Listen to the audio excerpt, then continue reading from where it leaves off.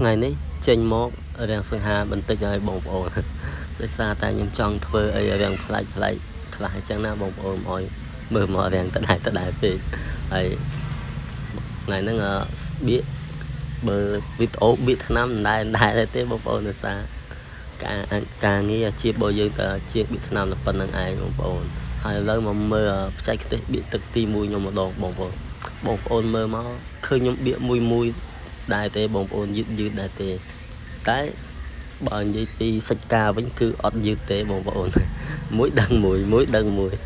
អត់មានអូសតដែលច្រើនពេកទេហើយអូសក៏អត់ឲ្យជន់គ្នាពេកដែរបងប្អូននិយាយទៅយើងជន់យើងបៀកមុនប្រហែលជា3-4 ហ៊ុននេះជន់តិចទេបងប្អូនអត់ឲ្យជន់ខ្លាំងដល់មកទឹកដូចហ្នឹងទេខ្ញុំឃើញជាងបៀកខ្លាំងគាត់បៀកជន់គ្នាតដែលចូលដល់ពាក់ក្តារវត្តបៀករបស់យើងអីចឹងវាខាតច្រើនវាធម្មតាយើងបៀកច្រើនវាយឺតអត់សូវទៅមុខតែបើយើងបៀកមួយដឹង